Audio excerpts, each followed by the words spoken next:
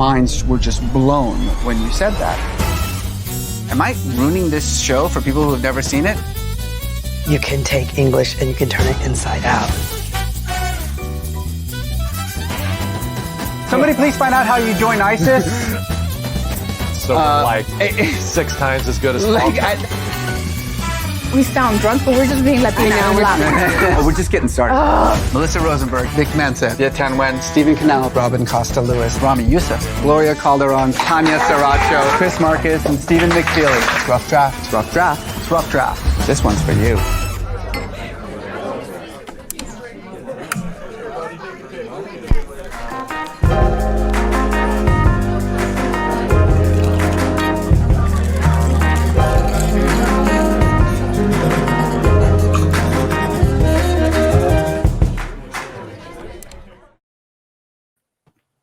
Hey everybody, welcome to Rough Draft Live, brought to you by 92nd Street Y and Topic Studios. I'm your host, Reza Aslan, and I'm so excited about tonight. Our guest is the frontman for the band Airborne Toxic Event and the author of this incredible memoir, Hollywood Park, which, look, those of you who know me know I don't always read the book, okay?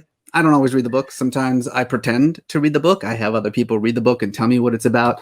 I read this book, and it is fantastic. Mikel Jollett is joining us from his house in Silver Lake. Mikel, what's up? Hi, Reza. How you doing, man? It's so nice to have you on this show. I've been looking forward to this all week. This is gonna be fun. Hey, first of all, I'm not sure if it was a good idea to tell everyone we were going to get drunk together, but I just now I feel like we have to live up to it, though. Now, speaking of getting drunk, cheers. We're enjoying the drink for you. As a matter of fact, we call it the Airborne on Ice. A little whiskey, some lemon juice. I got to tell you, I'm more of a bourbon guy. Not really. In bourbon, that thing, like with bourbon, it can only be in Louisville, and if it's not in Louisville, then it's not bourbon, right? Isn't that that's right? I think that's what I say. And you can tell if you've ever been in a fight in Louisville or not, because you went to Louisville and you said Louisville, and they get very, very upset if you say, any of you in Kentucky, if you're in Louisville and you say, sorry, if you're in Louisville and you say Louisville, people get very pissed off. You'll get socked for that. I call it Louisville. Is that not right? No? That's because you're on the left. Listen, I just want to say that's a liberal thing to say. That is exactly. That's what we listen. Pronunciation of Louisville. In Joe Biden's America, it's all going to be Louisville. Did you see the Joe Biden thing today where there was no race? Trump was the first racist president. Did you see that? That was not okay. I'm just like, Joe. I mean, obviously, Joe wasn't my guy. I was very vocally a Warren person. I love me too. Warren, and then after that, I don't know, probably Bernie. But like, oh my God, I like Joe because I'm an Obama guy first and foremost. But like, really, do you really Andrew Jackson? Anyone? I guess he's got to have a Klan ceremony in the White House. He's got to appeal to all those white racists who are like, man, I mean, I was okay voting for Trump once when he was like Mexicans or rapists, but now I don't know. Now it might hurt my family. What am I going to do but hurt That's my right. family? I mean, I knew I was kind of fine with these little Salvadorian children being thrown into a fucking cage, but if it hurts my family, I mean, my kids might not go to school. Do you realize how stressful that's going to be? That's right. My kids can't go to school. That's right. That's when the shit really goes down. I do realize that. Have you been to a fucking border camp lately? Sorry, we're getting ahead of ourselves. So let's back up. Hey, listen. First of all, congratulations, man, on this book, a New York Times bestseller. How does that feel? It's really weird. I kept getting all these. I kept doing all this stuff with it, and the book kept kind of growing. And I just kept thinking, like, it's such a sad book. And it's so vulgar at times that I'm just like, why? Like, I think of things like that being for, I don't know, cookbooks, maybe, I don't know, political, but like a different type of person than like me talking about, hippies in the 80s that went to Oregon to hide. Yeah.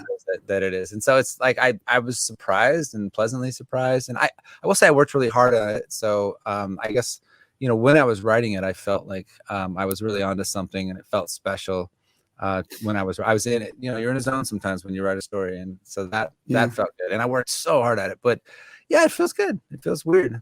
It feels like I should do another one. I should write a novel. You should keep going. It's not bad. The book is this kind of beautiful distillation of self-exploration, confusion, childhood, agony, a damaged upbringing. There are recipes in there. No, I'm just kidding. There are no recipes. I was going to say, so good at dinner parties. Yeah, great for dinner parties. I was looking for a light banter. Here's the thing that I like about it is that I think maybe some people out there who know you as a rock star are like, oh, a rock star wrote a book. I mean, it's like, don't we have those already?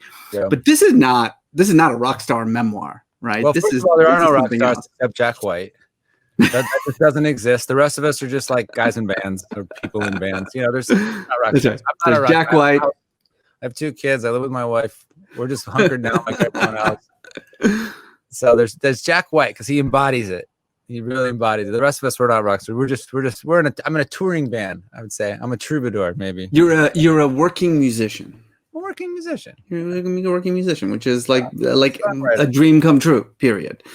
But tell me about this. Tell me, very happy about how things turned out. How did the sort of idea of writing this book come across? I mean, it's important for people to understand that you are a writer. I mean, you wrote nonfiction, journalism, fiction, and then you became a musician and a singer. So it's not like you were just a musician who was like, hey, maybe I'll write a book and see how it goes. Yeah. So you had this inside of you for a while, but tell me about the genesis of sitting down and saying, all right, I'm gonna put my childhood on. Down. My hope was that you didn't need to know anything about me or my career or my band. And we're just an indie rock band. We're not a particularly big indie rock band. Arcade Fire is a big indie rock band. We're just 6 albums. Band. That's not. I mean, come on. No, listen, I'm not trying to diminish it. I'm very proud of the work we've done. But it's like no one gives a shit about if I write a memoir based on that part of my life. What I was trying to do was write a story that you could read. I wanted it to be a piece of literature. In addition to, I didn't want it to be some like terrible memoir by someone who took himself too seriously. I also didn't want it to just be a memoir. I was interested in using some of the, let's call them devices of fiction. The book has an unreliable narrator. The book has magical realism. These are big no-nos in the world of memoir. If you read like Art of Memoir by Mary Carr, like number 1 is make sure they always know you're telling the truth. And it's like page 2, my mom turns into a bird and flies away. Yeah, exactly. Lies all over the place. And I did that on purpose, partially because it was just felt more exciting. So you're following your instincts as a writer, and partially because I started to notice that they felt real because that's how it felt to be a child. That's how it actually felt. And then, if we're going to be a little more profound or pointy-headed about it, I think that's probably the way we organize our identities. We don't simply organize our identities based on sort of logic and historical events. We are unreliable narrators of our own existence. We have a lot of magical realism in our lives. That explains totems. That explains a lot of religion, as you've written about extensively. That explains sort of mythologies across cultures. That explains, I don't know, astrology. Like we organize our identities around magical realistic events, ideas, thoughts. Metaphor, which is not typically considered the province of memoir, is the province of storytelling. Storytelling is a province of identity. So I just felt, fuck it, like let's go deep into how I thought about the world as a child, and let's have people turn into animals, and let's burrow beneath the ground by 1,000 feet at one point in order to be able to talk to the future. At one point, I'm literally in dialogue with the future self, writing the book. Like it's all fucked up, but I think on the page it makes sense. And as I was writing it, and there's some, actually, I'm just being a little coy. Like there are some literary reasons for why I did what I did, but well, we're going to talk about those literary reasons. You brought up Mary Carr. I wonder, are there memoirs out there that like were influential to you? I mean, did you read The Liars Club? Yeah, I read all of them. I read all the classics, all the modern, even the rock star memoirs. No. Because I don't care about them. No. You didn't read I didn't Patti Smith? read Bruce's book. I didn't read Two Hearts. I didn't, none of that. I first of all, I'm a Bruce Springsteen fan, but I want the Bruce Springsteen of the mind. I don't want to actually come to terms with Bruce Springsteen's such a fantastical figure in my mind that can never be surpassed, that I knew I'd only be disappointed. So I'm like, let's just stick with this sort of like the creation. Kenobi. Yeah, he's a Ben Kenobi figure in my head. Like he appears as a he's like a ghost on the side. He's like, Mikel, stop fucking up. And then I'm like, oh shit, I'm fucking up. And then I'm sorry, Bruce. Okay, what would Bruce do? and then I can correct. And I knew if I read it, and I was interested in the memoirs that had touched me. So I Know Why the Caged Bird Sings. First of all, that book is like, you think you got a book, a book. You don't have a book. You think you know how to write? You don't know how to write. You know how to write when every page is special. This book, every page is special. Every page has a bit of poetry, wisdom, storytelling, insight. Just a fantastic paragraph that bowls you over. So that book, Angela's Ashes, This Boy's Life, both of those books were about scheming preteens, scheming children, all the ways in which we as children lie to ourselves, lie to other people, steal and also dealing with crazy challenging situations that the adults put on us. So that was very influential. And then a couple of novels, Beloved by Toni Morrison. She's like Roger Federer or like Michael Jordan. Like, she's no holes in her game. Like, she's just, I'm glad I came to that book later in life. I never, I didn't study it or anything. And it's just so mysterious and weird and probing and vexing. It's probably my favorite book, and she's probably my favorite writer. And it just reminded me to not talk down to my reader. Let the world that is as mysterious and weird and, frankly complex and funny at times and strange as it exists in my head, let that be what the reader sees. Don't dumb it down. Don't try to put yourself on a stage.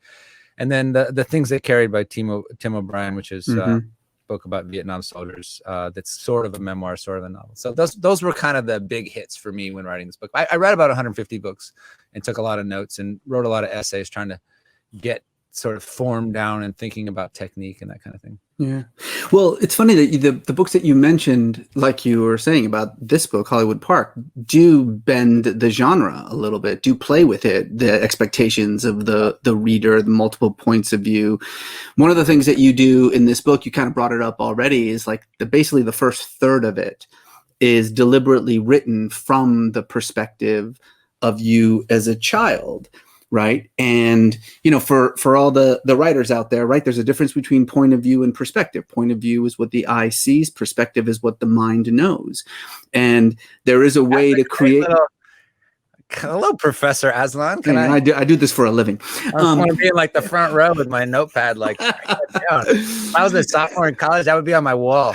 But this is what's fascinating, is that there are certain writers who are good enough to really play tricks with point of view and perspective by marrying them sometimes. And so the first third of this book is from the perspective of you as a child. So many memoirs are about the adult writing about the past. In fact, that's what memoir means. It's about capturing a moment of time from this different perspective.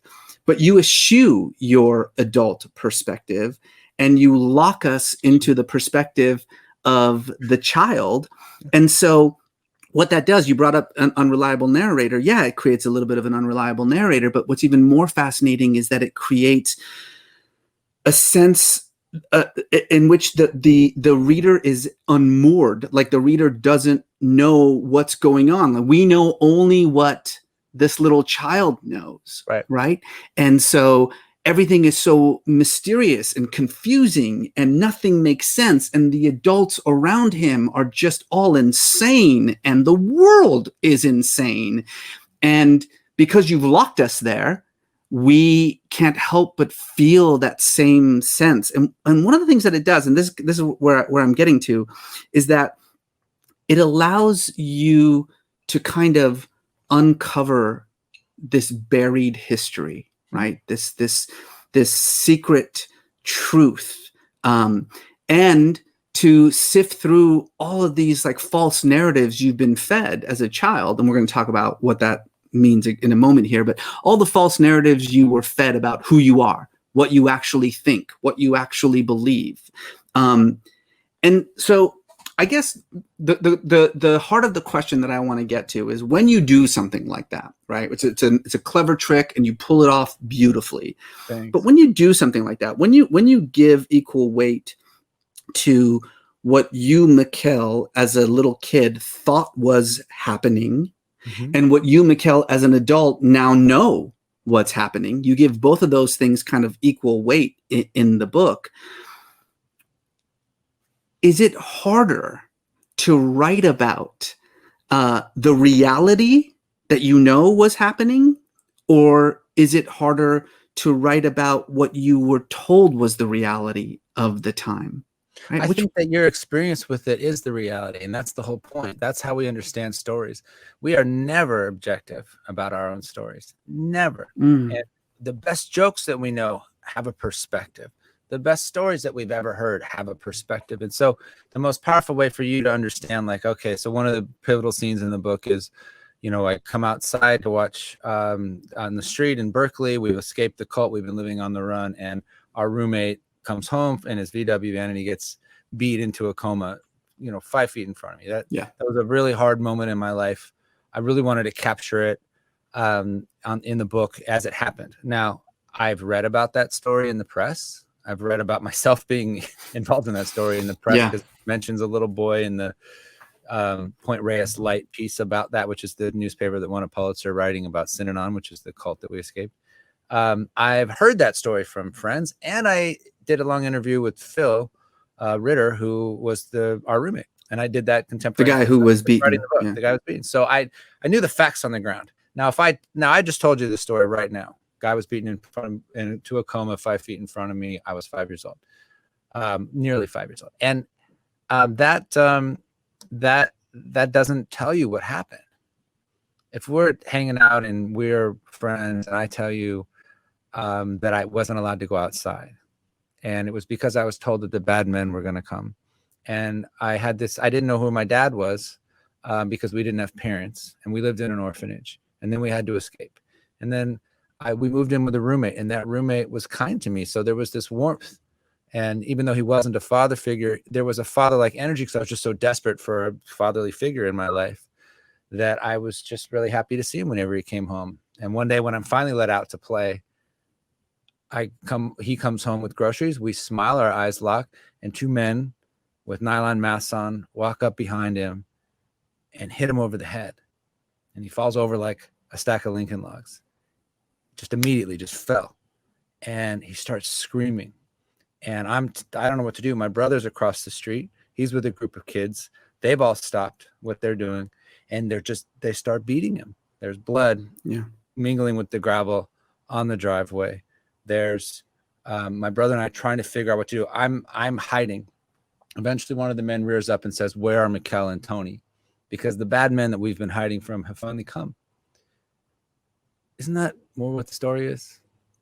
Yeah. And so my point is, and I'm not trying to be trite, like that is actually a very traumatic thing that happened. My point is, I always wanted the reader to know the emotional truth as I went through it. And I was working from the sort of theory that it didn't matter what the objective truth was now in this kind of 40-year-old elegiac kind of way, where I'm looking back on life and going, well, I've now, I don't care. What matters to the story is, how did I feel? What did I think? What did I imagine what was happening? And then how did this affect, let's say, the ontological reality of my life? And those are things I thought about in every single scene in the book. And if given that perspective, the story becomes way more vital, way more real. And if I can bring you as a reader through 40 years of that, then I think I can present to you what I try to do at the end of the book, which is some conclusions about my life, having survived some of that, and some things that sort of know to be true, some decisions that I've made. And we can be friends intellectually, which is what a book is, a good memoir. Hi, you want to be my friend? You want to know how life was for me in this world? Let me tell you. And that's my goal in the book. So I threw out the idea of truth on page 1. I don't care. I care about the emotional truth. Everything happened. There's nothing made up in the book. But in terms of the perspective, what mattered to me was, and I try to clue the reader in, like, when some of the things that aren't true. They know it's not true. Yeah. I'm repeating things that aren't true. But then that's sort of like, that's the journey of kids who survived emotional abuse, is they were told lies and they slowly unpacked those lives over a lifetime.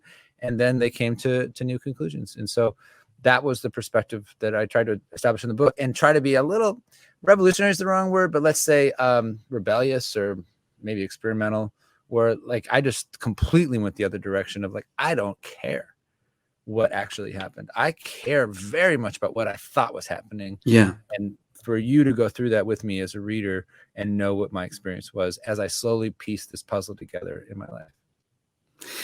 Can we talk about the bad men and the cult that you escaped Synanon? You mentioned it. I'm sure you've been asked about it 1,000 times. So instead of just me asking questions, can you just explain to everyone what was Synanon and your sort of experience of it? It's annoying because you don't want to have to take responsibility for your parents' annoying decisions. Like, I didn't choose to, born in a cult. And you're like, I didn't fucking choose to be in a cult.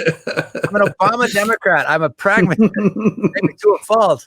Like, if you're gonna criticize Obama for anything, the Gen X president, it's that he was too pragmatic. We probably needed to be a little more ideologue at times and needed to have a little bit more, but I love Obama. I'm not going to criticize him.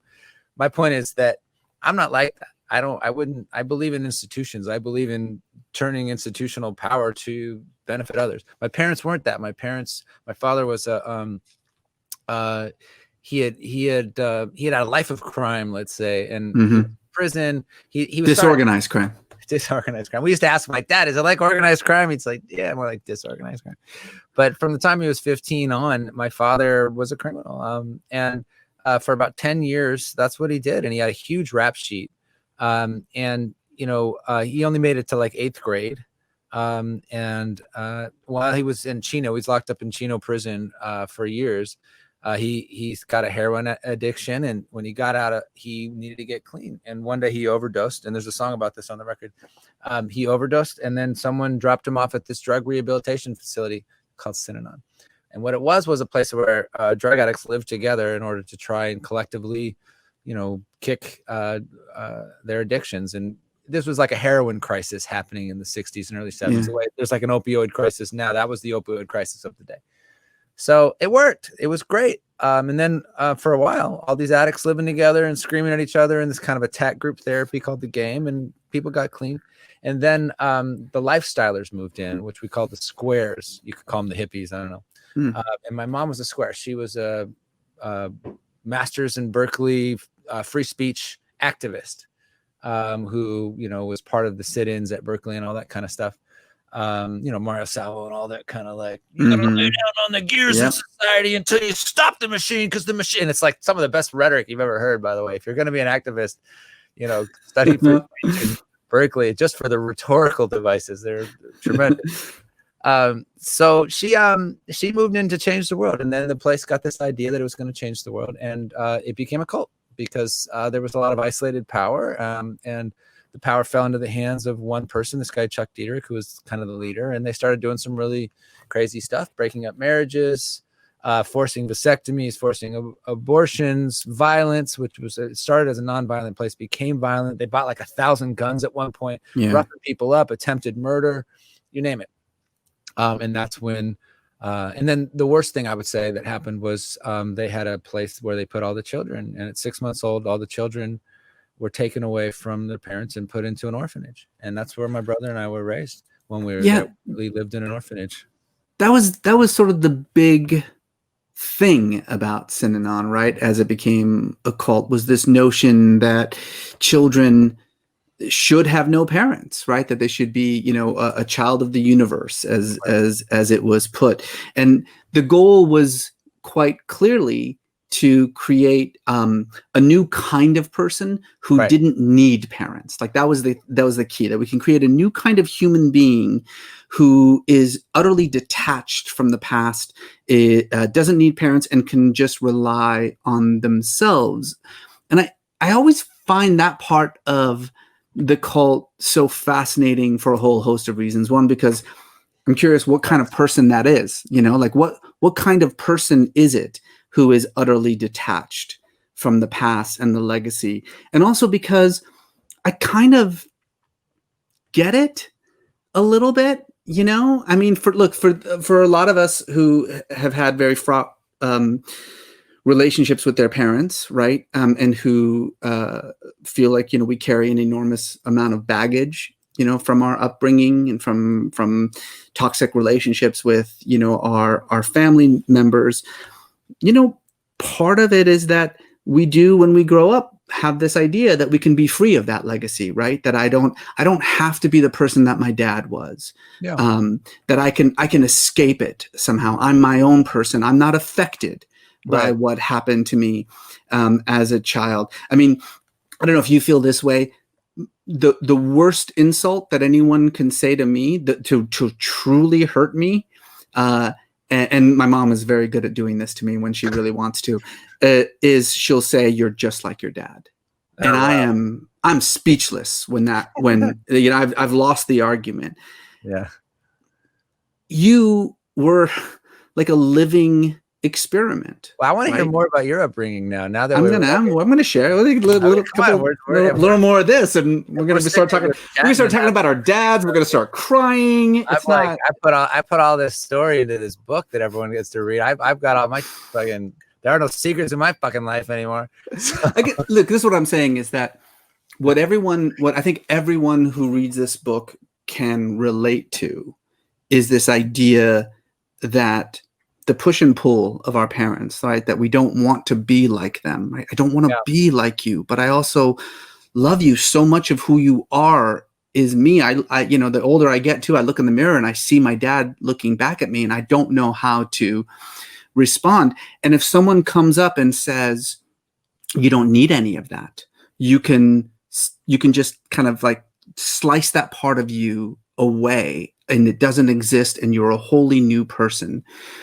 I understand the appeal of that. Yeah. But as someone who actually was the living example of that experiment, my question is that who is that person? What is the person? It's not a great answer. We were abused and neglected and it was awful. And every kid in Synanon was abused. I'm like I get what you're saying, and I don't fault you for thinking that way because I could see where that would be like, well, maybe that's but like I mean, kids were molested, kids were locked in closets, kids were right, kids were ritualistically shamed, kids were humiliated, kids were unprotected. Every kid was neglected in some form or another. That means neglect is a form of abuse. We didn't have parents. And this is what happens in orphanages. All these things are what happen in orphanages. Yeah. Then, which is why, we don't have an orphanage system in the United States anymore. It's all foster care because in institutional settings, this happens. And sometimes it happens at the hands of the caretaker. Sometimes it happens at the hands of older kids. That's often, what happens. And in our story, it was lonely. I mean, I think it's very otherizing to be like, I was born in a cult and put in an orphanage. It sounds like, how do you even relate to something like, I don't know how to relate to something like that, Mm-hmm. But the real truth of it was that it was lonely. It was hard. It was, and it taught you, certain different kids responded in different ways. My brother responded by becoming a rebel, being angry and sullen. He was much older. He was older. Yeah. And in some ways, his response was kind of more honest, maybe more healthy. I responded by becoming what they call a super child. I'm going to take care of everyone. I'm going to take care of mom who's severely depressed, and I'm going to cook for everyone, and I'm going to go to school. I'm going to go and do 3 hours of chores. I'm going to, I'm jumping ahead, but we later, raised rabbits for food because we were very poor. We were living on food stamps, and I was the one who raised and slaughtered the rabbits. I was the one who did, I don't know, maybe 3 to 5 hours of chores a day when I was 8. And it didn't cross my mind that wasn't normal because that's what I was told. I was told this was the normal thing.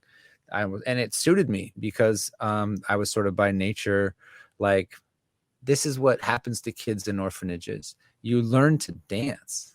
You learn to dance for your supper. You learn to dance for attention. You learn to, because you don't have a parent. You don't have the primary attachment. You don't have any of that. So you were like, oh, I've got to win this person over. Okay, I'm going to win them over. I'm going to be cute. I'm going to be funny. I'm going to be interactive. They're going to be like, look at Mikel, he's so special. And I learned very early on how to make people think I was so special. It's funny. I did this thing with Bob Boylan the other day that on NPR, Bob Boylan of Tiny Desk fame, who I used to do pieces for on NPR when I was on All Things Considered back in another lifetime. And he and I got into this whole thing about that and how, like, why do so many people like that become artists? And I think it's because we're writers, and it's because you're so otherized all the time. You're always an observer. And sometimes you're just sitting back. You feel like everyone else is sharing a reality I'm not sharing. And all I'm doing is trying to look at all the faces and try to figure out what's required of me. And I think immigrants feel that way a lot of the time. I definitely think children of addiction, children of abuse feel that way. I think racism functions that way in some ways. Mm-hmm.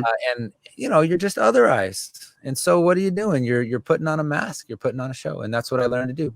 And I rode that for a long, long time in my life. Like probably till I was like 27, 28 years old. I was just like, I'm going to outwork this thing, but the short answer is it sucked. We were abused. Yeah. This idea of wearing a mask is something that shows up a lot. It's like a refrain in the book. Mm-hmm. And you've talked about the book as a kind of unmasking. Absolutely. Right? Yeah. No, I learned to stop telling these stories when I was maybe 12. I was 12 years old, and I think I'd moved in with my dad in LA, and I was just, if someone said, "Where are you from?" I just got sick of the way people looked at me. If I said, "Oh, I'm from, Synanon," or I'm from, so, I think a lot of people do this. You figure out a story that you tell about yourself. You emphasize certain attributes, just certain life events. You sort of don't mention others. You skip over certain years, certain relationships, certain people, and you paint a picture of a person that they've now just. Yeah, you construct an identity. Yeah, this only intensified in college because I ended up at Stanford, and Stanford is a great place, but it's all about winning. You want to win. It's all that kind of like positivity. My wife has this expression, toxic positivity. Which I like quite a bit. We're not going to admit when things are bad. We're just going to try to talk about how everything's great or pretend it didn't affect us. And, so and in my whole life, I got sick of being like getting that look like that people give you if you tell them, I was born in a cult and put in an orphanage. That's a tough one at a dinner party. I got sick of that. Like I'm this wild dog off a leash. And it's particularly because for me, like I said before, I'm not like that. I wanted the scholarship to Stanford, and I thought about running for mayor, and I thought about and I had a career as a writer before being a musician and all that stuff. So for me, it was like, fuck all this. I don't want to participate. I don't want people to, I don't want to be branded. I don't want my identity to be these things. I want to be able to choose and forge my own identity. Mm-hmm. Does that make sense? Yeah, it does. I mean, so here you are, this kind of, product of an experiment that says you don't need a family. And then you're pulled from it, when you're young. Your mom basically just kind of pulled you and your brother and got the fuck out, like escaped. And so much of the rest of your childhood, your parents are not together. So you're going back and forth between your mom, and you're starting to get to know who your dad was. And so much of your childhood is this attempt to gain back that thing that was ripped away from you, when you were a child, which is family. This idea of family, like what is a family? What does it mean to be a family? It's a constant issue in the book. There's this line that you have where you say the word family. The word seems to me like a cave, something big and simple you can walk inside to get away from a storm called loneliness. Talk to me about that. What is the connection between family and loneliness for you as a child? Well, I think at that point we're in Salem, Oregon. That's the chapter that is about the AA campouts that we go to, because my first stepfather had moved in. He was a dear man, but he was a severe alcoholic. And we would go to AA meetings up in the woods at Detroit Lake, which was east of Salem, Oregon, up in the mountains there in the Cascades. It was beautiful. And we would have these big meetings. And AA storytellers are great storytellers. Like the best storytellers in the world, some of the best storytellers they're not doing TED Talks. They're at an AA meeting. Yeah. They know how to land a joke. They understand an intro. You know what I mean? They understand how to finish. And we sat there for years just going up to these campouts and listening to these guys talk about, their stories, which were filled with abuse and, drinking and drugs and, guns and all kinds of crazy stuff. So, I mean, if you're going to be a writer, there are worse ways to grow up. Be forever exposed to these like crazy fucking stories that you don't bat. And I at 9 years old, I could have told you what like Child Protective Services was and like what a 22 bullet looked like, Well, as a matter of fact, there are these sort of great moments where you practice repeating certain sentences and lines that people say, right? Like just the way that they say it, the rhythm. We had a single mom for a long time before the stepdad. And I think if you're the sons of a single mom, there's this, I don't use the word toxic masculinity. in the book because it's not something I understood at that age, and that isn't really what the book's about. But there is this notion that we're sort of inventing what a man is as we grow up, and a lot of that just gets based usually on your father or a rejection of your father. And there was no men around. We knew the world of women. We knew, like, when our mom would talk to her friend Debbie and they would play cards and discuss like who she was going to maybe start dating. And she would show up in the room one day and she'd have makeup on and we knew she was going on a date. And you have to understand, we knew how desperately she wanted a husband. We knew it. We felt it. And that's a real thing. Like, I mean, here she is. She's, I think, 37. She's got 2 kids. She's escaped a cult. She's penniless. She's got some mental health issues. And she's lonely. And she's lonely. And we knew that loneliness. And you understand, that wasn't necessarily the best thing for us to know, because it taught us a few things. One, we were fascinated by men too. Who are these hairy beasts that show up and like have trucks and know how to go hunting and fishing, and they can throw us in the air and they've got muscles and beards and weird hair patterns because, whatever. Like that was a weird thing. And then also, I think later in life, we sort of knew something about the internal world of women in a way that maybe wasn't even good for us. Maybe we identified so strongly that sometimes I would say I probably stayed in a few relationships I should have left because I just was so worried about hurting, the person I was with. And you could say, oh, well, there's worse things. I agree. I'm just saying, what it did was it taught me not to think about my own needs. It was like one of many things that sort of taught me that. So anyways, the point I'm sort of driving at is, when it comes to family, a lot of what we did was play act. A lot of what we did early on was, okay, you're the mom. Okay. And that guy's the dad this week. Mm-hmm. Okay. So this week he's the dad. Okay. All right. So if one of you, and we're the kids. So what does that mean? What are our relationships to each other? Because we didn't know. You have to understand, we were in the orphanage. Yeah. And well, parents. And so when this woman, we were told there was this woman named Mom, when she showed up to get us, the name didn't have any particular meaning. We didn't know. We hardly saw her. We saw her once every few weeks for a few hours. That was it. Yeah. So we were always trying to invent it. We were always sort of fascinated by it. And I think my brother and I were always felt like outsiders looking in a way that, like, now as an adult, as a parent, I have 2 kids. Like, I've seen my kids every day. I pick them up every day. I'm a dad. I love being a dad. It's a different thing. We had no instincts about that. None. We just did. The whole thing was a fucking mystery to us. Your mom, as you sort of now recognize, had narcissistic personality disorder. Had,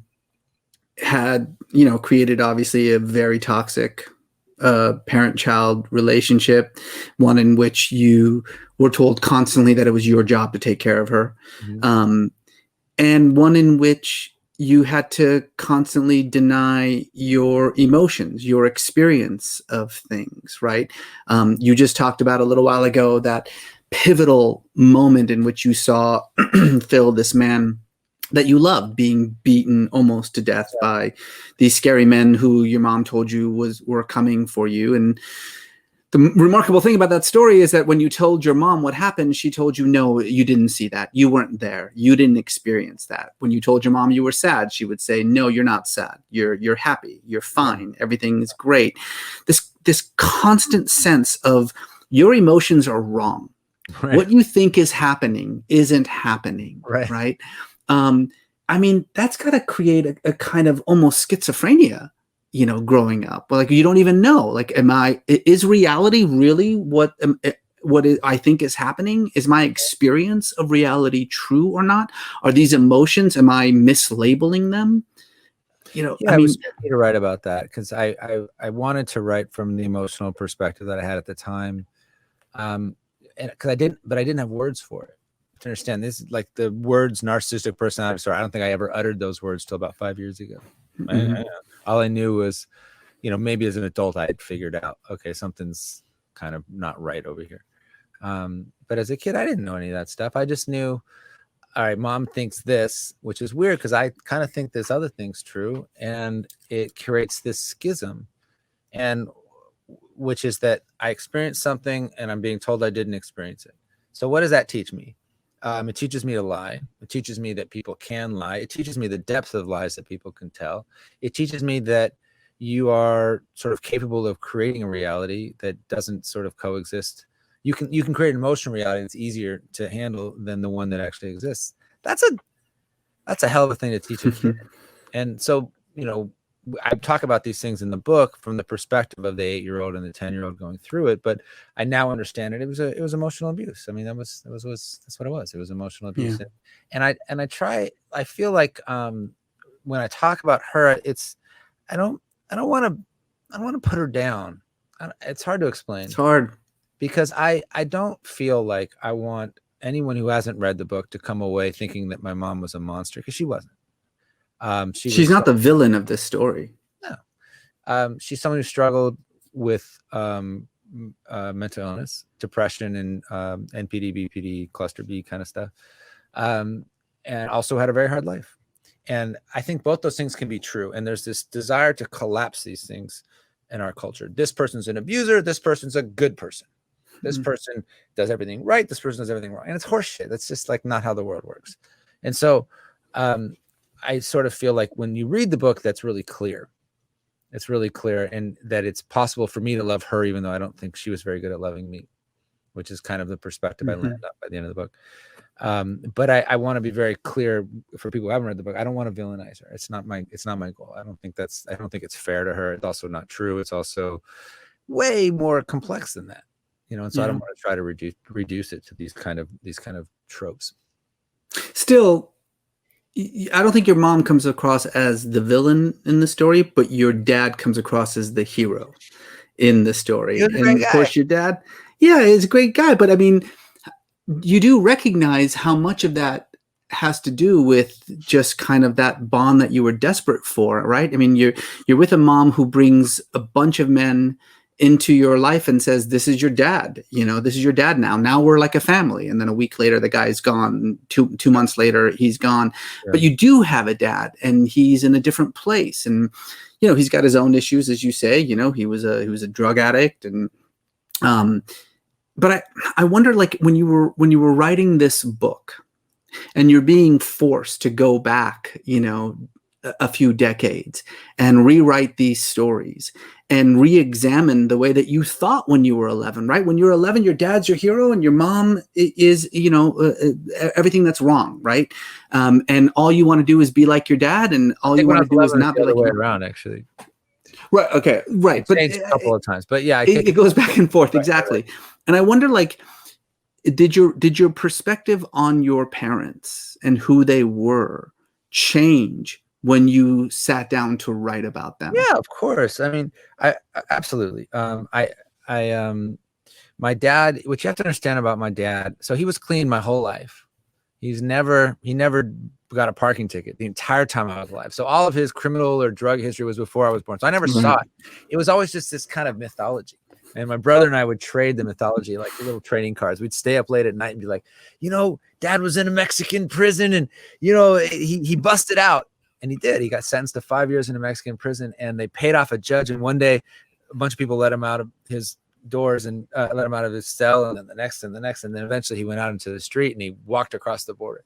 There's a million stories like this that we had about our father. He carried a sawed-off shotgun for 10 years.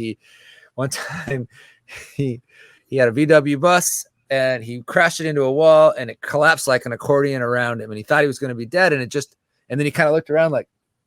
And then he climbed out, and then he went home and he reported it stolen. He called the cops and said, someone stole my car. See, but this is the perfect story. So you hear when you hear this about your dad and you're 13, right? Yeah. Well, I was 5. It's whatever. It's the best story you've ever heard, and your dad is a hero about it. Most, the experience of growing up for the vast majority of us, I would say, perhaps a little bit more, for sons than daughters. Maybe not. I don't know. I'm only a son, so I don't have the other perspective. But is this idea that the process of growing old is realizing that your parents aren't who you thought they were? I know. I hear what you're saying, and that is definitely something I had to deal with my mom, because my mom really was a difficult person to be with. But you have to understand about my dad. He really was just a great guy. And by great guy, I don't mean he was funny and masculine. He was those things too. He was warm. He was wise. Everybody knew this about him. The kids on the street knew him. The family knew it. My brother knew it. Probably my mom knew it. He just had this way with people. He'd seen everything. He'd gotten clean off heroin. He'd helped a lot of other people gotten clean off heroin. There's a ton of people that say Jim Jollet saved my life.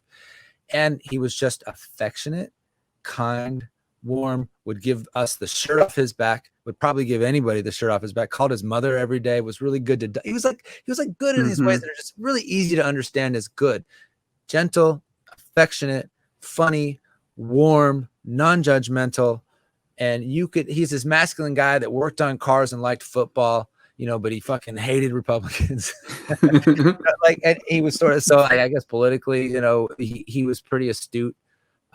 He liked Hillary Clinton. I mean, I don't know, for like this big masculine dude, like he was always like, they give her too much shit. She's a smart lady. Like he wasn't that. And at one point, he quit his job to take care of me because he knew I needed to be taken care of when I was moved up with them, and let my mom Bonnie, who's my stepmom, but we don't use the S word in my family. My mom Bonnie worked because her career was taking off, and he was fine with it. And that's tough. He stayed home. A really masculine man, and he was fine. He was proud of her. He said, she's so good at what she does. She's so good at her career. She's, she's going to be a breadwinner. She's taking care of everyone. He was fine with it. You got to understand, he was just a gem of a guy. If you were to say to him, you had mentioned earlier, like you had some relationships in your family that were toxic or difficult, he'd be like, okay, so what were they? And you could tell him whatever it is. He wouldn't blink an eye because he'd seen it all. And he would, when I talked to him, he would reason with me about my life. He'd say, I'd say, Dad, this thing happened. And he's like, well, maybe you gotta let it go. And then other times be like, you got a problem there. You're gonna have to deal with this guy because otherwise it's gonna come back. And he just had this way about him that I think everyone saw as good. I'm not saying that he was perfect. He was not a perfect person. What I'm saying is that what I actually got to know as I got older was this guy I'd been told was kind of a grifter, who I'd been told was an addict, that I'd been told had walked out on us. No, he just divorced our mom. And you know what? He probably divorced her because she was bad at being married to him because she had mental illness. And it was probably, and we were told because of that, he was this terrible guy. And he wasn't.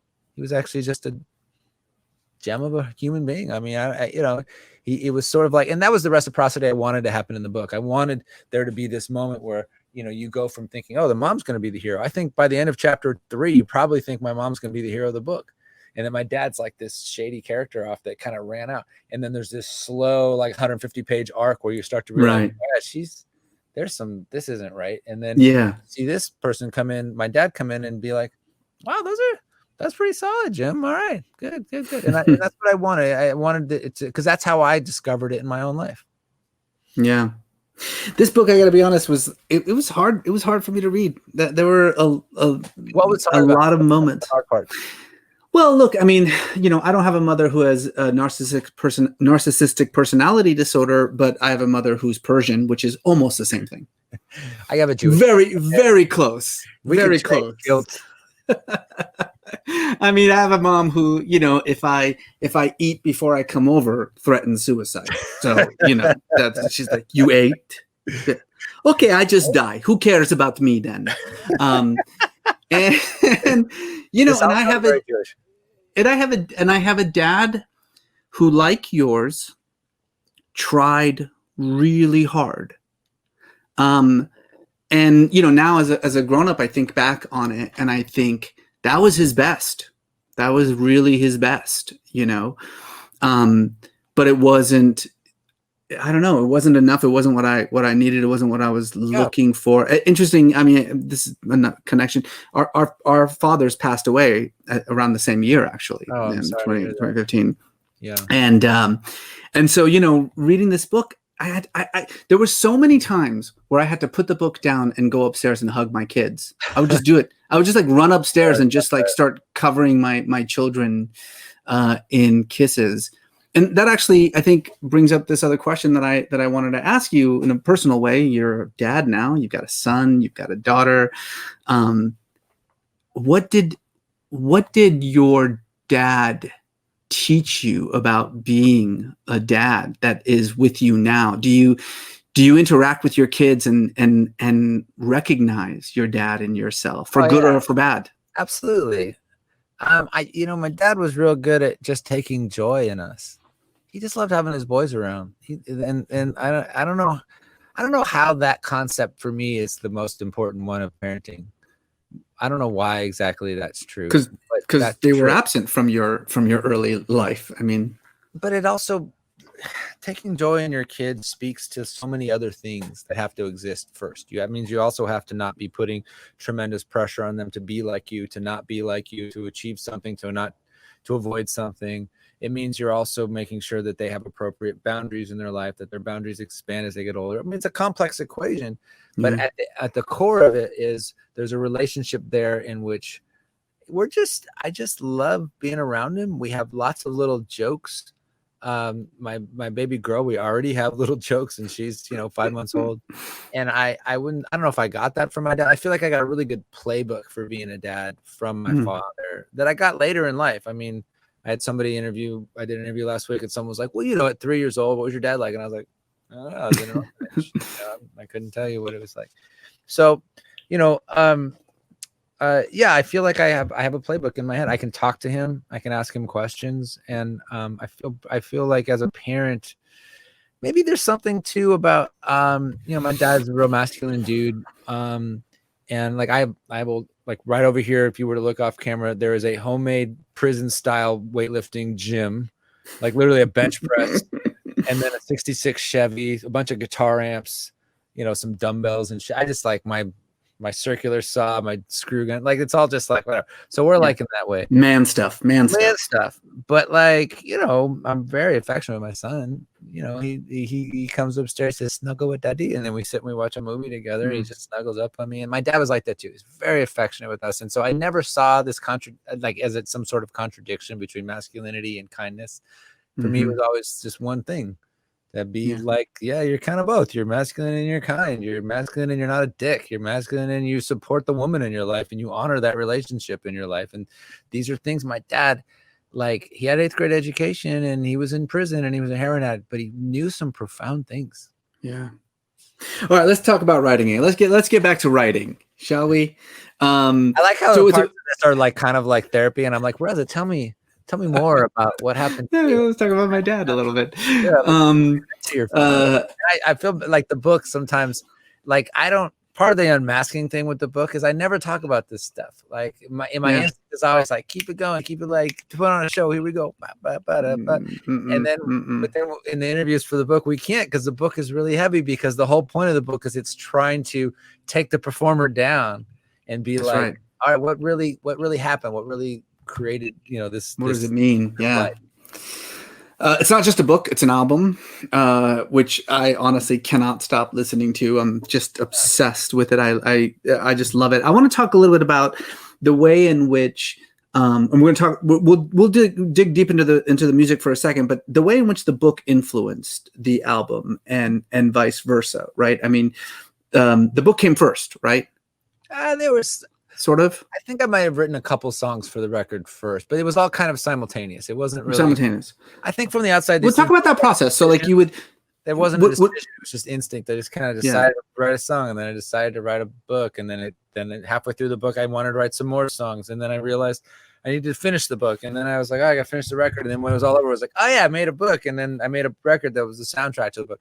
But that's not how I experienced it. I just sort of experienced it as like works of art that had to be made in the world because I couldn't sit with them in my own head. They had to be externalized.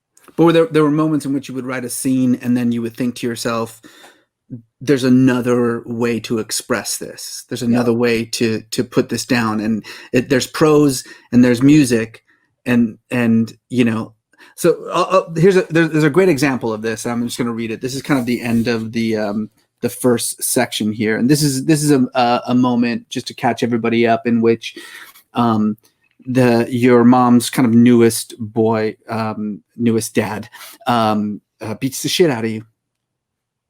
And you run away, and you're in Salem, Oregon, and you're kind of looking down at this bridge, wondering if maybe you should jump. I'll just read this moment here. I see the faces of the women and men in their cars staring at the boy smoking a cigarette alone on the West Salem Bridge on a Sunday night. I know there is nowhere to run and no place to sleep. I think the house is an illusion. Under it is frozen ground. Beneath that lake of black water, I can disappear in the current like a rock falling off a bridge.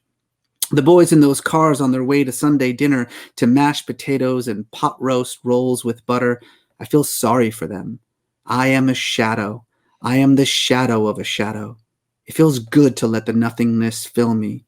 What breaks your fall? I toss a rock and watch it arc over the river and disappear.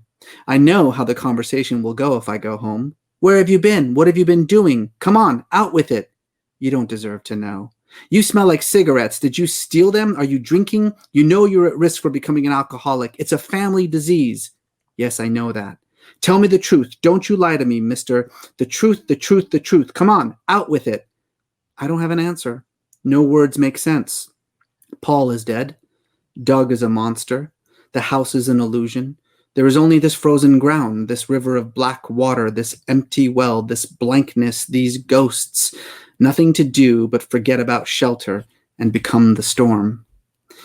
You finish writing this moment, and do you think to yourself, there's another emotion that I have to express?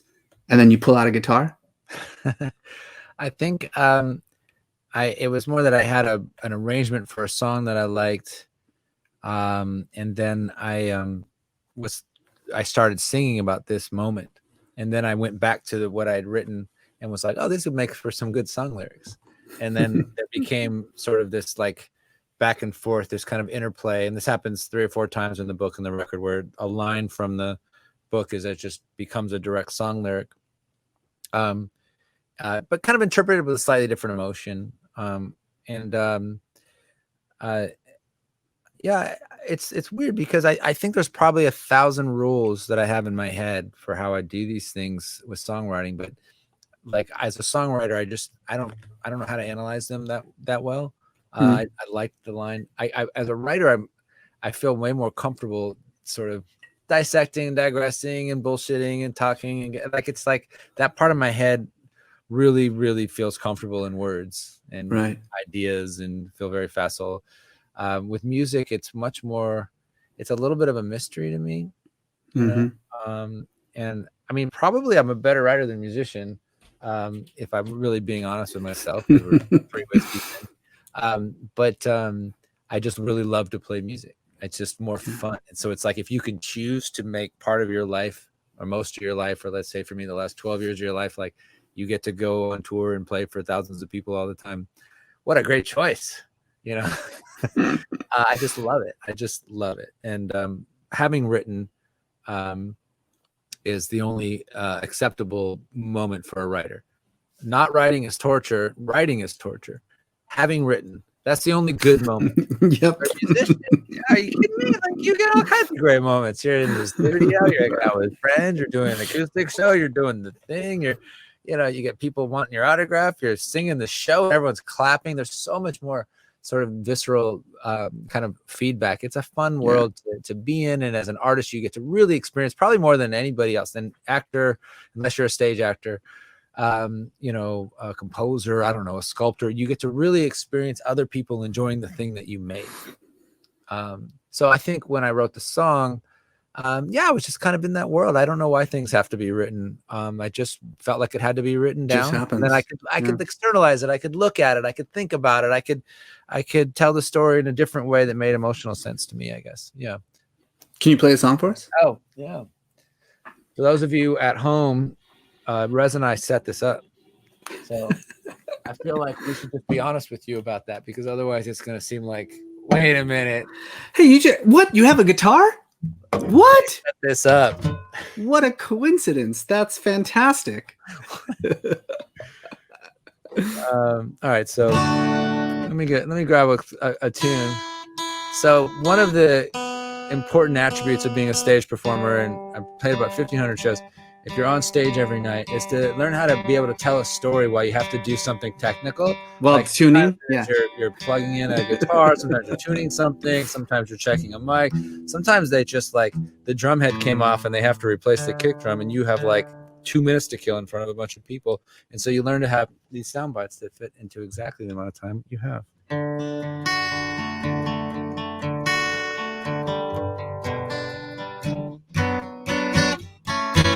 black lawns, headlights, heading off to the city tonight. Out the front door, turn right.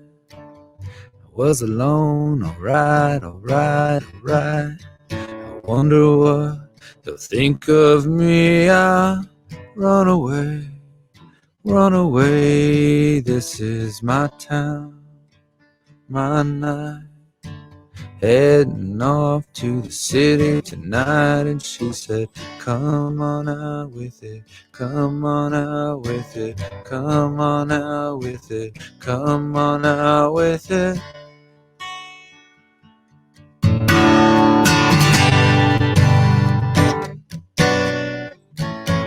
Hard words on a hard night.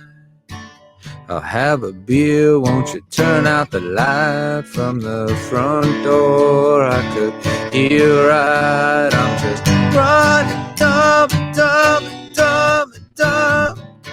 Wonder if I'll be turning back. I got $20 in a pocket with my stash. I'm not afraid, I'm not your good night. I'm just a shadow of the shadows tonight. And she said, come on out with it, come on out with it, come on out with it, come on out with it. And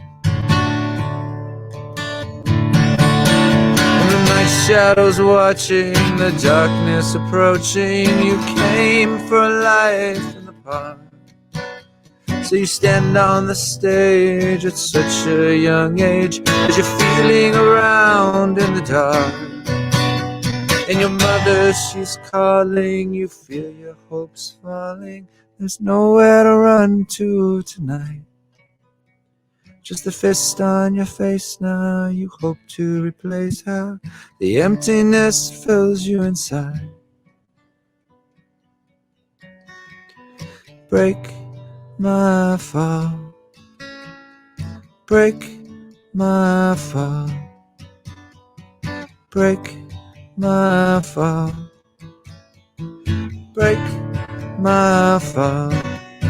Please break my fall, break my fall.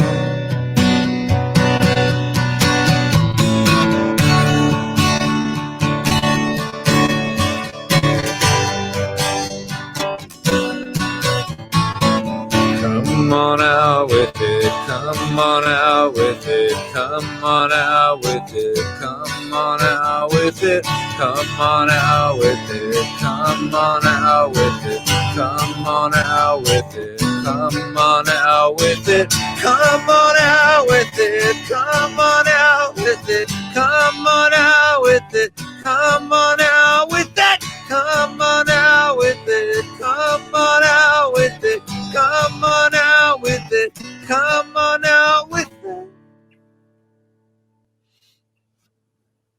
Put me back in. Nice. I love that song. It's like this thing that just like plays in my head constantly, like when I'm trying to sleep and do other things. Yeah. Putting me through that. When you were talking about the different ways in which, you know, music writing happens as opposed to prose writing, it reminded me of a quote from Bowie in your book. You get to live everybody's fantasy, which is you get to be in a room at the same time with David Bowie. Yeah. You're a journalist, you're a music journalist, and you're interviewing him. And he says this thing where he's talking about the difference between writing prose, right, and writing songs, right, yeah. Writing music. This is what he says. I think a prose writer can articulate ideas in a more straightforward way. But with a musician, the words are like a plaster that I lay on this armature of music. That's David Bowie saying armature of music, everybody. I don't see the words as carrying thoughts particularly. It's more like an array of feathers which produce a pattern.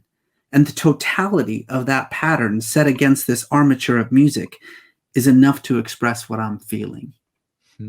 goddamn. Like, I mean, goddamn, right? I mean, he's pretty Jesus, good. David Bowie. Is that the experience is like for you, the difference between sitting down at your computer, writing prose, writing scenes, and trying to, and then the difference with that and writing music, which is instead this plaster, right? This plaster on the armature of music. What's the experience like for you? The difference between those two ways of writing?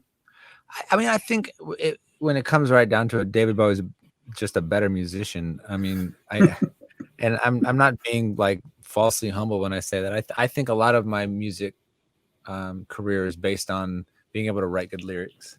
And I think in complete sentences. I think in terms of stories. I think in terms of story arc. And I feel, so when I sit down to do it, a lot of times I am actually just trying to wrestle with a problem and trying to put it to a melody and arrangement and a score for the lyrics.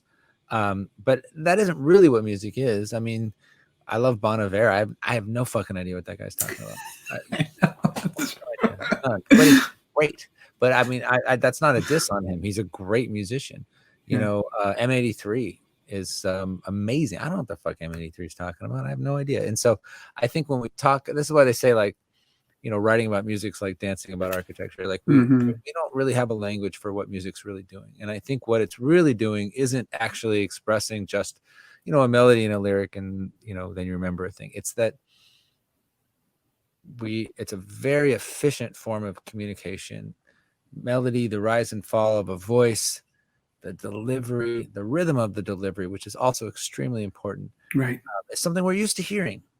And so, 2 million years of human evolution has been spent, telling stories around a fire, singing songs about our, at one point it was to make, to understand our ancestors, or maybe it was to make tools or something. Like the whole point is it's all sort of heuristic for us to understand story through song. And it's more than just what's being said. I'd say 80% of it's how it's being said. And so if I was to stop and analyze myself, I think like a writer.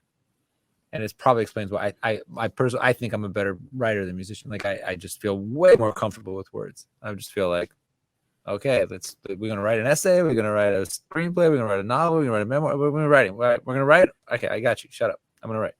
Like as a musician, I feel kind of like a charlatan, and I feel lucky to have the career that I have. I feel lucky that people want to hear what I have to say. I feel lucky that I get to show up and sing songs and stuff. But so I think when he says those things, he has probably a more profound understanding of it than I do.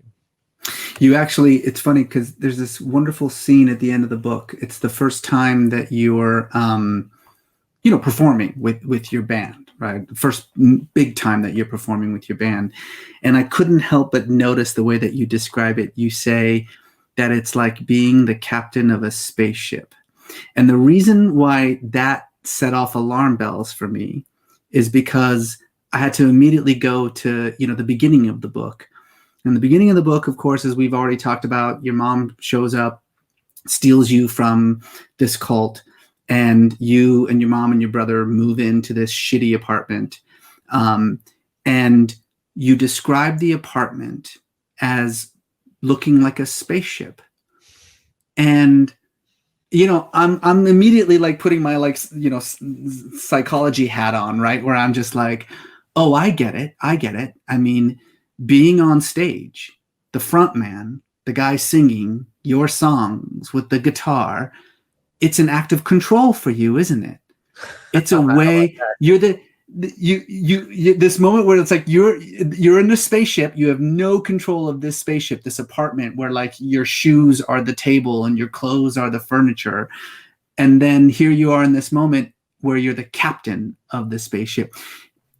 Is the process of putting emotions into words, universal emotions, taking individual experiences and transforming them into universal emotions, is that an act of control for you? Is it a way of being in control of those emotions? Are you talking about songwriting in particular, just in general? Songwriting, yeah. No, and performing. I'm not that good at it. That's what I'm trying to tell you. Like I'm lucky. Like I'm good at writing and I'm decent at rock and roll. And I think I'm a good performer and my band is good live. That's honestly what I think. I think David Bowie is a genius. Lou Reed was a genius, I don't know, Roberta Flack. I mean, go listen to The First Time Ever I Saw Your Face and listen to her intonation of her voice. I can't do that. I can't. I have a scratchy low voice that when you put the right effects on it, it sounds pretty cool. Like I don't want to pretend to know about these things. Like I don't. And so no, it's not active control. I'm just trying to perform and bring the song to life. And I'm so fucking like surprised everyone showed up. That's always the feeling I have. I take the stage and I always think, holy shit, they're totally here. I totally thought they were going to, because in my mind for the previous 22 hours, and those of you who read the book will understand why this is true. All that's going on in my head is no one's going to show up. You suck at everything. No one's going to show up. You suck at everything. Like that's all that's going on a loop in my head. And so when I show up and it's like, oh yeah, they're here. This is great. Like, and then I look at the band and I'm like, look, they're here. They're like, I know, we've been telling you that for 1,000 shows now. And you're like, I don't know. I'm an idiot. And then we perform and it's just exciting because we're all in the same room. And that feels like a celebration of life. And I think that's part of why my band is good live is that the audience is probably picking up on, let's be frank, my attitude about it, my gratitude for their being there and my sense that like, okay, well, we all here, the guitars are plugged in. Let's make this the last night on Earth. Yeah, there we go. Let's go have a circus. Now there's those that'll say that's what rock and roll is. Rock and roll is having a group of people that understand it's the last night on Earth. And if it's not the last night on Earth, it's not rock and roll. It's folk or it's something else. Rock and roll is the last night on Earth. We're all going to die tomorrow. What are we doing tonight? And what we're doing tonight is we're having a revival, we're having a confession, and we're having a circus, and we're going to do it all together. And there's going to be something spiritual about it that's also just really fucking fun and visceral. So I do think like that's actually a really good example of like, I can tell you what writing's like, I can tell you what performing's like, and I think I'm good at those things. David Bowie, Prince, Roberta Flack, they're good at music. I'm an okay musician. You know what I mean? So it's like when you ask me these questions, I could pontificate, but who fucking cares? I'm not All right, let's round out this conversation and talk about what you and I really want to talk about, which is the fucking world. Yeah, the fucking world. Look, it's no, I think, surprise to people that you're very politically active. You actually come from a very politically active family, right? I mean, your mom was a protester. Your dad was deeply political. You grew up like this, but you look at the world around you right now, and you have been very vocal on social media and elsewhere about what's happening with Trump.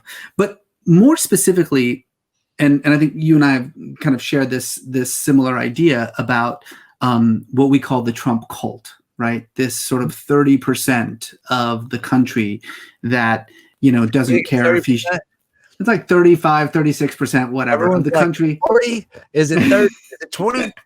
Maybe? Well, I was too optimistic. Okay, 35. There's like 100 million Americans. So that's 30%. That's 100 million Americans who really don't care if he shoots somebody on Fifth Avenue, who really don't care if he cages children or if he sends, jackbooted thugs, onto the streets to arrest people and put them into minivans and things like that.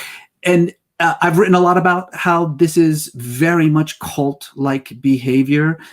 You've also talked about the fact that it's cult-like behavior. You actually came out of a cult.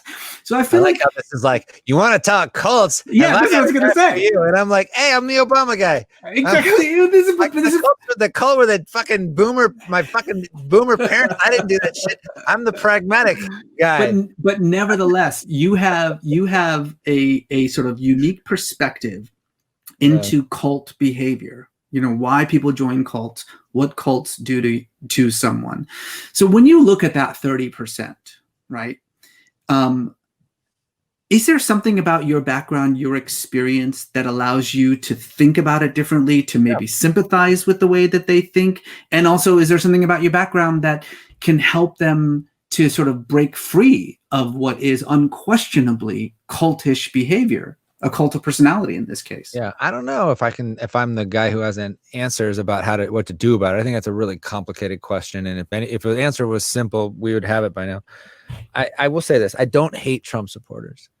I'm very, very angry at Trump supporters, and I'm very, very disappointed at Trump supporters. And I, as an activist, you're taught and you believe and you think about, you center your own experience, the experience of the victims. You don't center the experience of the perpetrator, right? The perpetrators in this case are people who are like, yeah, let's throw that El Salvadorian child in a cage. So we don't stop and go, well, let's think about his childhood. How was he raised to be like, fuck him. You shouldn't put him in a fucking cage. That's a kid. That kid doesn't belong in a fucking cage. That's a cop that killed a man. That man shouldn't have been killed. So I want to be really clear. I don't think that people aren't culpable and they're not worthy or deserving of anger. Yeah. I do. And I think anger is probably righteous anger is the right response to Trumpism. And that like anything that sort of like tries to reason with it is wrong. The people need to feel real human emotions, because that's how we learn, right?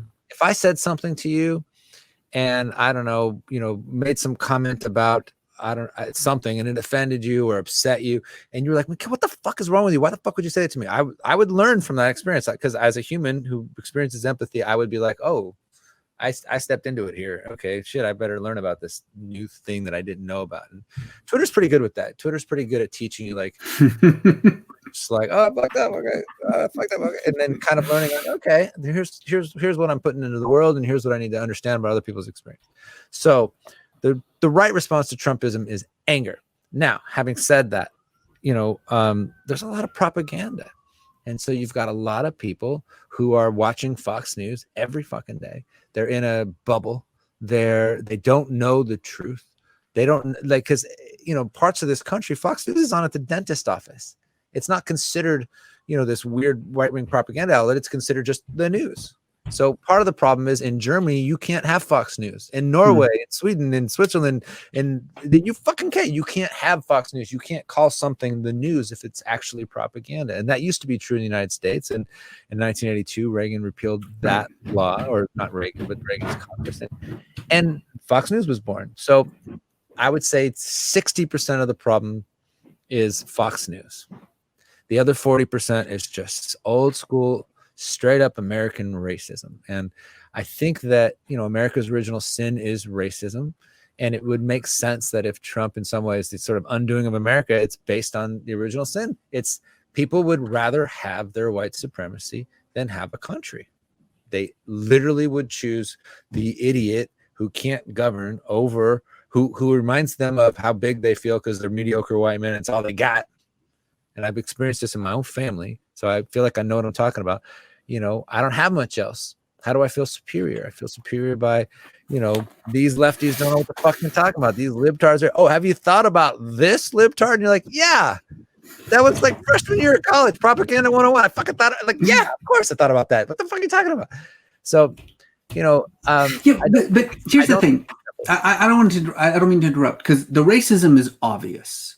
The sort of, the politics, Fox News works very much, the way that cults work. Cults succeed by blocking out all other alternative information, creating a siege mentality. Control. You have a leader. Anyone who disagrees with the leader is a heretic. Heretics are cast out. Sole access to truth. The point of a knife. Yeah, absolutely. Exactly. All that stuff.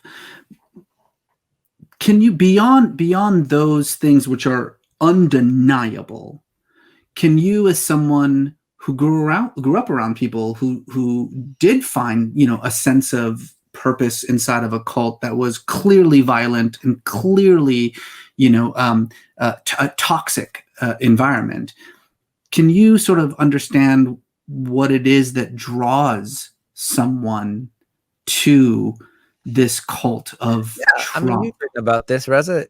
It's the same reason that people are drawn to religion. People want answers. People want certainty. And it's really nice to be told, here's what the problems are in the world. It's the Mexicans. Here's the one thing that you can believe. And if you believe this one thing, then you're going to have the answer. It simplifies the world in these tremendous ways that, as sort of generally left kind of people that are interested in open dialogue and understand how complex and difficult and frankly fucked up the world is right now. I would love that. That would be great.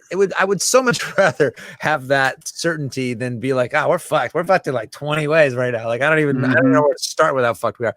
Like, and so, yeah, the cult offers certainty. The cult offers you a really easy balm for your feelings of anxiety and fear and dread about the world, which is frankly, you know, and I'm not an atheist. So, but a lot of organized religion offers as well. And it's what, you know, it's sort of an organizing principle for human beings. Right. So, I mean, I think that's what Trump offers. Yeah. Blame the Mexicans. Even though it's not true, we're not going to worry about facts. We're just going to say, like, blame the Mexicans. And then it's like, yeah, it's them. It feels good. Like, what about that guy that you started your business with, Pedro, who's like your best friend? Well, not him, of course. He's a good Mexican. And it's like, man, no, he is the person we're talking about. It's exactly Pedro. It's exactly this person. That's the human being that we're talking about.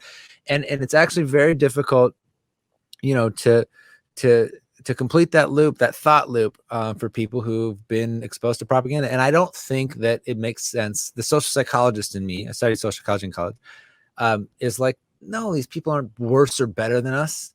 We're not better because we're from our political background. We're not. We're not. Our politics are better. Our politics are better for people, no question. But are we better? No, people are responding to the information that they have, and the information that they have is bad, and it's based on, you know, Malcolm X would tell you that racism is ignorance. It's ignorance. It's people don't know. And in this particular case, I think to some extent, aren't they right? Aren't they right that if you're a mediocre white man, basically Trump's kind of your last hurrah because the rest of us are like coming from them blue-eyed devils. Like the rest of us are kind of like, fuck you. We're not going to let you pass anymore. Like I hate white supremacy and I hate white privilege, partially because I don't ever want to be confused with some mediocre son of a bitch who's just kind of falling his way through life. I did not do that. Like I fucking scrapped, and I still have white privilege, and I don't want it. I want to just let brilliance be brilliance. But you know, and I'm on the side of brilliant people. I'm on the side of brilliant Black people and brilliant Latino people and brilliant women that have been passed over. I'm not on the side of white people just for being white. It's a silly construct. I'm sorry, I'm going off here. But the point I'm trying to make is that if you are, you know, kind of this mediocre white dude and you've kind of gotten by on living in a country of white supremacy, and it's not said out loud around you that much because there's not a lot of people deconstructing culture in real time in your world. Aren't you kind of right? Yeah. This is kind of your last hurrah. And so what do we do with that? When you're like, yeah, this is the way that this person's going to get a job in 5 years, is to hope that the country remains kind of a bastion of white supremacy, because the rest of us aren't going to allow that. So I'd say to a certain extent, to act like they're all just acting irrationally is wrong. It's more vicious than that. It's more self-centered than that. It's more selfish than that. It's less, you know, it's not just an accident. So all these things are kind of happening at the same time. And so, you know, how do you educate people? How do you say like, well, the real answer is you need to get some training and you need to go back to school, or you need to open your mind to new experiences so that you can become more marketable or whatever it is, you know? And I those are hard questions. Tough, and the thing about cults and the thing about Trump is he takes these hard questions. You know, it's what's happening with the pandemic. Take this hard question. How do you deal with a deadly disease in a country that everyone interacts? Well, you can pretend it doesn't exist. We'll invent a new reality, and we're going to pretend in that new reality that these difficult questions have a simple answer. The simple answer is this is all just made up. It's a lie, but it's a really comforting lie, and that's what every cult is. It's a society. It's a tribe that organizes itself around a really comforting lie. And the really comforting lie that Trump organizes itself around is that this country's gone to hell because of the blacks and the Mexicans and the libtards, and I'm here to solve it. It's a fucking lie. Well, my whiskey glass is empty, which means it's time for the 5 questions. All right, rapid fire. That's Here we go. my mayoral speech, by the way. All right, you ready? 5 questions. Here we go with Mikel Jollett. Number 1, what is your favorite book? Beloved. Why? Toni Morrison. You know, brilliant, vexing, probing, interesting, no holes in her game, best American writer. You can make an argument for Philip Roth of the 20th century, but they're neck and neck. They're neck and neck. And right now, I think I would probably 10 years ago would have leaned towards Roth, and now I'd probably lean towards Toni Morrison, just because I recognize such a crazy like humanity in how she writes and how she's really willing to take the interior worlds of people who have lived 150 years ago, going through this generational trauma of slavery, and make it visceral and real and present for me in a way that I understand now, having never lived these people's experiences. And so she's also just she just makes beautiful paragraphs. So. Yeah. What is your writing process? And let's talk about songwriting, not prose writing. What's your songwriting process? Oh, I'm an edge of the bed, kind of guy. I'm a like grab a guitar, sit on the edge of the bed. I'm working on a song right now. Do you start with melody? Do you start with a line, a chorus? All right. So I just wrote this new song, and all I did was I started this line, and it goes like this. It was, what do you think about getting old? Do you think you're just to do what you're told? Did you ever think maybe you could be so bold and decide to never die? One more. That's what I heard about Jesus Christ. He was born in a barn and he got to live twice. Then they murdered him for being too nice, and he went to a throne in the sky. All right, so I wrote that song. I wrote that line, and then I thought, okay, what's the song? Because I like that line. I like this whole line. Yeah, I like that. Murdered him for being too nice. Somebody told some lies in here. I'm going to sort of set up from the start that your belief in him has something to do with your fear of death. I like those lines. They just kind of came out. I don't know where they came from. And then the writer in me was like, okay, so what do we do with that? How do we answer the question? And the question is, what song starts with those two lines? And then I spent, probably 5 days just doing that, just chasing. All right, what's the song that comes from those two lines, and just playing it over and over again, thinking it through, rewriting. Yeah. If you weren't a writer, what would you be? And you can't say musician. I don't know. If you would ask me 5 years ago, I thought about running for city council in LA. I thought about a politician. I don't know though. I'm too much of a I'm not always. How do I put this? I don't know if I could. You don't have the discipline. No, I'm pretty disciplined. It's not even that. I think I would hate it. I think I could win. I really do. I think I'm pretty good at giving speeches, and you have a certain. Everyone who's ever run for office also has this artistic side. I've noticed there's kind of this push pull between like I have to create an identity, tell a story to people, be good at performing, and get them to then like me. Is the thought process Barack Obama goes through. It's also the thought process Bruce Springsteen goes through. Bruce Springsteen went through, and there's something similar about them being kind of like vexed people who are sort of solving the emotional problems in life with this huge abyss of a need for the approval of others. And I have that thing. So I think I could win. I just think I'd hate it. I just think like the minute I started city council, and then in my mind, like, well, if I won city council, I could probably run for mayor. It's only LA. It's not that hard. And then like, all right, I'd be mayor of LA. Then, well, I guess I could run for governor. All right. And like, I had that thought like maybe 5 years ago. And I just thought like, okay, the running would be one thing, but then you got to do it. And then you got to sit there, and they have that council meetings, and they're so fucking boring. And you got to be somewhere at 8 a.m. I'm still in bed, or I'm writing a song. How am I going to write the next record? It honestly sounds a dystopian novel if I'm at a fucking city council meeting, listen to like zoning ordinances and shit. And I was like, all right. It sounds like the worst life. People ask me all the time, like, hey, why don't you run for office? And I'm like, that sounds awful. Also because I want to get things done. Right. And also it's like, why would you want to wake up and have that be your life, and then have that be how you spent your day? Like just like the rubber chicken lunches, the rubber chicken circuit. I'd like to thank Bob for his career and service to the sanitation. It's all a lot more Parks and Rec. That's not a good life. Yeah. All right. Question number 4. What is the worst writing advice that you've ever been given? Oh God.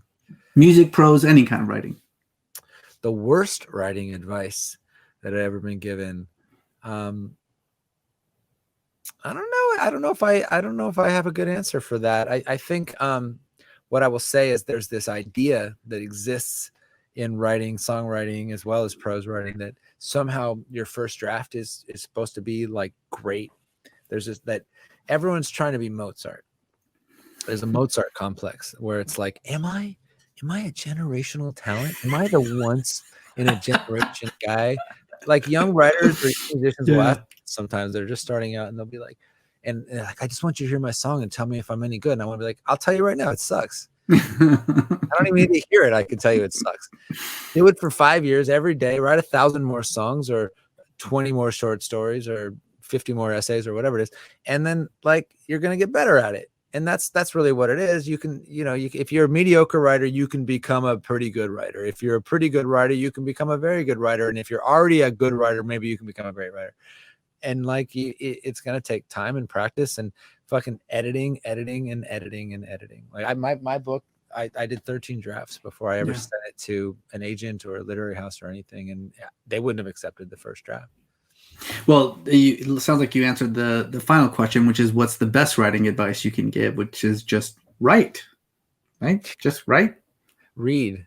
Actually, I would say read. I can't write unless I'm reading.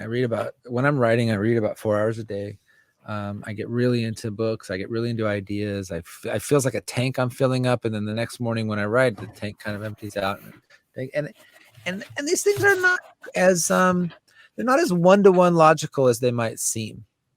There's something that happens when you read a lot and you live in the world of ideas and you engage that part of your brain where writing can come from a place that you don't expect. And I don't know if that happens with music or not, but with reading, it definitely happens. Like, Vonnegut talks about reading as these Buddhist catnaps. You have a moment of sort of like you're almost like a meditation where you're reading a book and pretty soon your mind and the writer's mind become melded.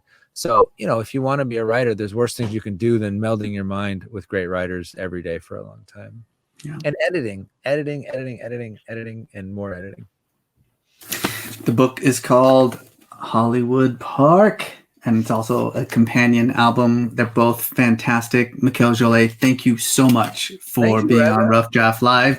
If you guys want to watch Rough Draft episodes, you can go to topic.com and you can plug in the code 92SY, and get a couple of months free of that service and watch all our back episodes of Rough Draft Live. But first, let me just once again thank you, Mikel, for taking time to be with us. This was a fantastic conversation. I love speaking with you.